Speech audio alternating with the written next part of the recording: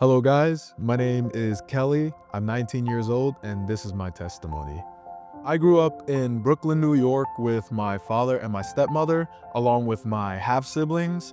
My father and my mother, they divorced at a young age. My father was a heavy atheist, so he was very passionate about teaching us how God and religion is fake and just silly.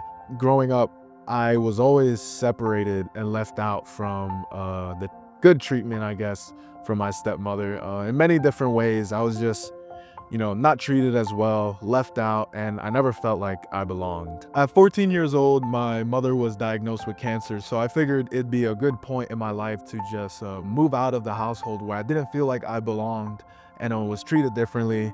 And it was a good opportunity to just be with my mother, feel her love and affection and, take care of her. My mother's cancer did get worse, but then it started to get better. And that's when my, faith in God was strong because, he's answering our wishes for my mother to heal. I remember it was on July 4th.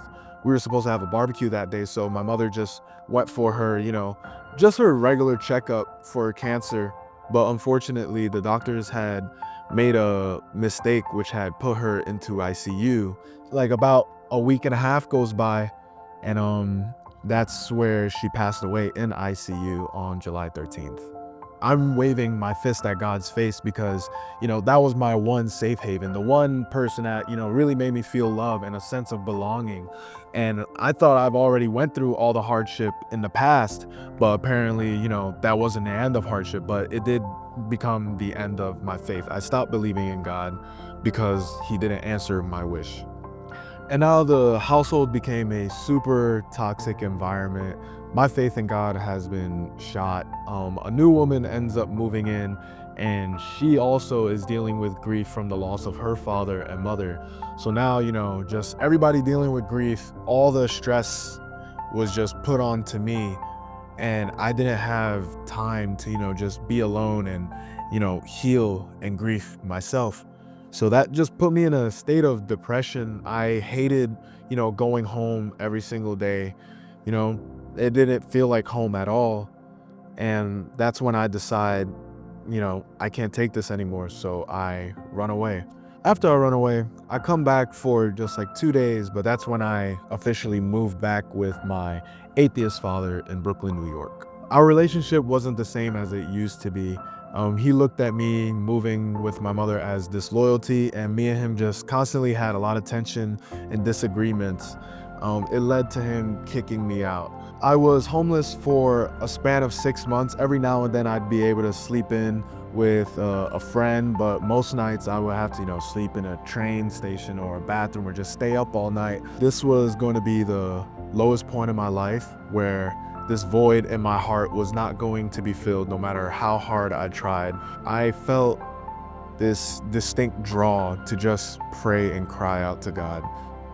In the midst of my unbelief, I told God, I don't believe in you and I don't think you're real. But if you really are real, could you please take the wheel? Because I don't want to do this by myself no more. I don't know what is wrong with me. I have so much, anger, hatred, bitterness, and evil in my heart, vanity, living a life that's all about me, just doing everything that I wanted to do, but nothing was coming out of it. It was still empty. Me being a new Christian, I still had a lot of things that, I was doing, that I needed a lot of sanctification on. But God moved in my life and I decided to ship out to the military. I joined the Air Force.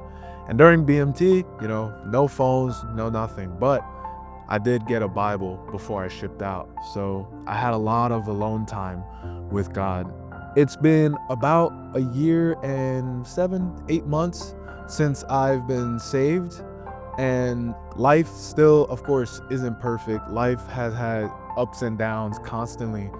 But the major difference now is I have a foundation. I don't need to run to the things of this world to feel satisfied, to fill a void, because now I've made Jesus my everything.